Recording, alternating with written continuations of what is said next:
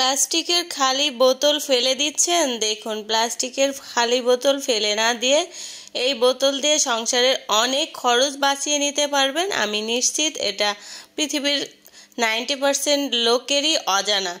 জানতে হলে ভিডিওটি শেষ পর্যন্ত দেখতে থাকুন। প্লাস্টিকের ফাঁকা বোতলে কাঁচামরিচ ভরালে কি হবে? বাজার থেকে আমাদের অনেক সময় অনেকগুলো করে কাঁচামরিচ নিয়ে আসে। সেই কাঁচামরিচগুলো আমরা বাইরে ফেলে রাখলে, অবহেলায় অযত্নে কাঁচামরিচগুলো কিছুদিনের মধ্যেই কিন্তু একেবারে এই যে বোটাগুলো রয়েছে সেগুলোর মুখগুলো পচন ধরে, আর প্রত্যেকটা কাঁচামরিচ পচে একেবারে নিমিষের মধ্যেই শেষ হয়ে যায়। আমরা কাঁচামরিচ খেতে পারি না। তো বাজার থেকে কাঁচামরিচ নিয়ে আসার পর আমরা প্রথমত এর বোটা অংশগুলো ফেলে দিব, ফাটা তারপরে পচা মরিচগুলো আলাদা করে নিব। তো দেখতে পাচ্ছেন এই বোটার অংশগুলো আমি রেখে দিয়েছি। এগুলো আমি ফেলবো না, এগুলো কাজে লাগবে।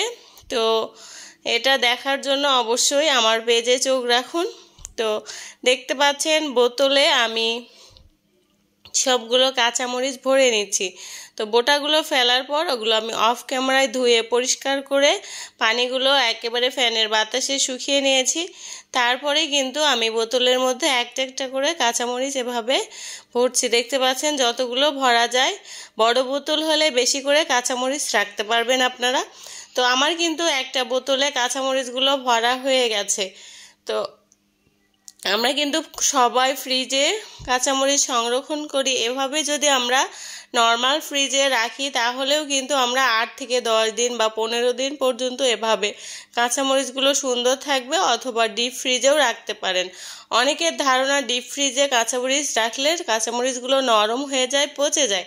আসলে এটা ভুল ধারণা। তবে ডিপ ফ্রিজে যদি আমরা কাঁচামরিচ রাখি সেগুলো কিন্তু বরফের মতো হয়ে যায়, আর সেগুলো বের করার সঙ্গে সঙ্গে তরকারিতে বা কোনো কিছুতে দিয়ে ফেলতে হবে। কিছুক্ষণ রাখলে সেটা কিন্তু নরম হয়ে যায়, এটা আপনাদেরকে বুঝতে হবে।